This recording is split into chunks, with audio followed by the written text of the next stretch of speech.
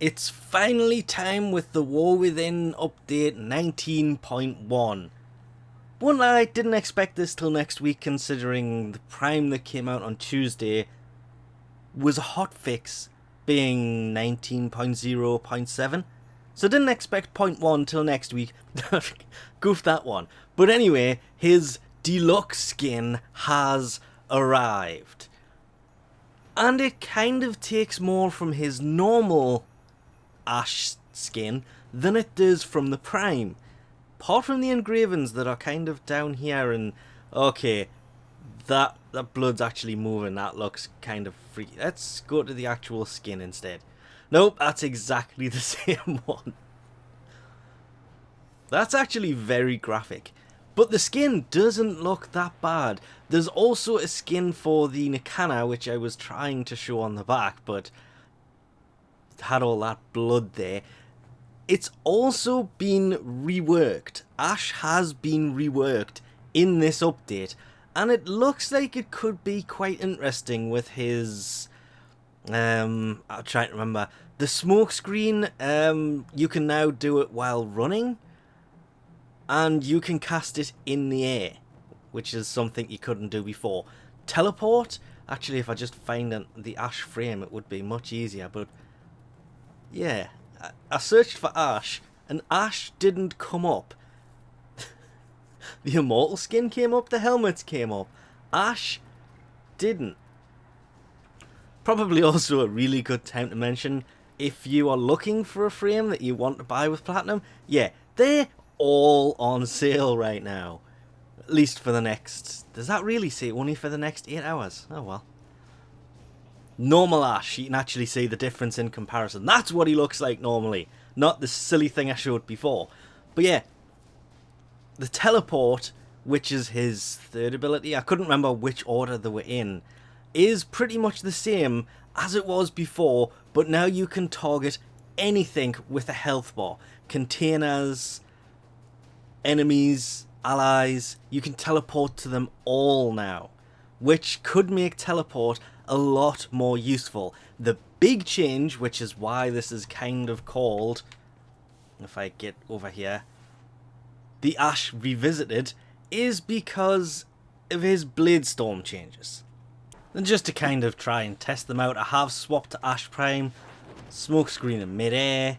Actually, that was pretty cool. I weirdly like that. I need to find a container or something to try and teleport to. I'm just going to leave the enemies for everybody else to kind of take down. Not intentionally, it's just anything with a health bar you can teleport to. Didn't mean to do that. Which means... Ah, son of a... Eliminate all Corvus threats. Killing everything! Okay, that has a health bar. I should be able to invalid target. They did say that you'd be able to teleport to anything with a health bar. I guess they just kind of forgot about resource containers. But normal containers you can actually teleport to now. That's going to come in pretty useful. But the way that Bladestorm now works is you press 4 to activate it, and then you can aim at targets. You see the way they went red? You don't have to continue aiming at them. And then you just press 4 again and you will start the Bladestorm animation. So it's literally press it once to target an enemy. It doesn't seem to be letting me target this thing for some reason, but it does work with the little guys. And then press it again to release it and actually take everything down.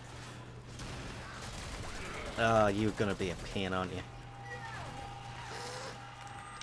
Okay, I don't want to give too many spoilers out on this one, but I may have to because nobody else is doing this. But quickly jumping back to Bladestorm again, you see, they just instantly go red. They do get markers above the head, see, I knew they did. And you just press 4 again to activate it. So it works kind of similar to as it did before, but slightly better because you're not just going to be attacking everything. And also at the same time, you can't attack things that you cannot see, which means you have to be able to see them to actually activate it. And of course I activated it for those and somebody else killed them. That kind of sucked. They've also changed the Sortie reward pool. The Riven mod you can now see is a common drop with the 2000 Endo. The uncommons are focus lenses, 4000 endo. The 3-day booster intrigues me. It doesn't say which booster, so it might include all. I can find nothing that says whether it does or does not just yet. 3 nighting extract being in here could be really useful as well. The greater lenses have now been separated from the normal focus lenses. The Exilis adapter is still in here. They've added a former in, and you can see that the legendary core is rarer than the rare drops. Because if they go in order from common, uncommon to rare, which is where this game kind of ends, after that was prime, which is like the silver colour for mods, or gold for warframes, and purple after that. Yeah, that means legendary cores are just insanely hard to get a hold of. They've also changed the way that you get to farm the Kuva siphons now. They will, well, it actually says they will spawn on planets near the moving Kuva fortress, which is this thing. Spoiler alerts. Oh yes, plus there's also meant to be a new spy mission, but I could not find it. Exterminate, assault, mobile defense, rescue, defense. Oh, no, there it is. That's why I couldn't find it. It says I've already done that mission.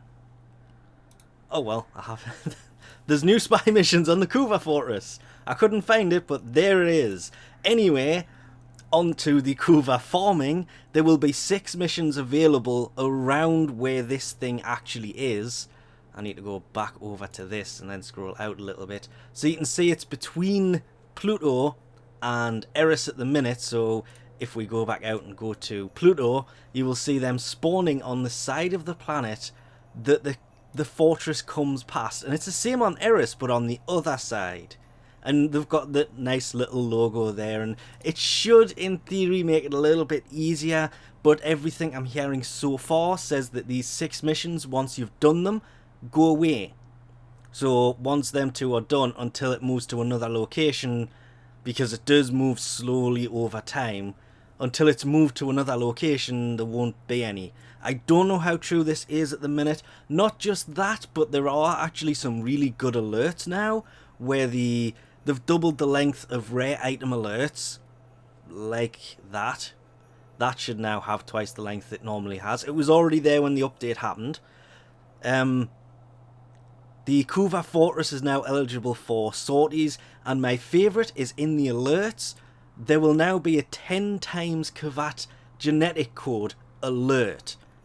It's one of those random things, like all of them, it can pop up at any time, but 10 Kavat genetic codes is roughly exactly what you need to breed a Kavat. So you've only got to do the alert once, rather than going to, I could not even remember, it's the derelict, isn't it, where you've got to scan the kitties, and that can take forever. That's pretty much it. As I was talking about earlier with the 2000 endo possibly being replaced with an Ayatans, it actually doesn't say Ayatan statue, it just says a new Ayatan in the place of 2k endo, to give collectors and endo hunters something to look forward to.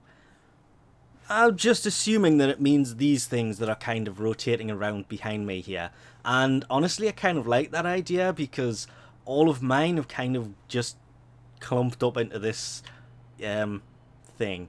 But anyway, we'll leave this off here for now. Thanks for watching, and I'll catch yous next time.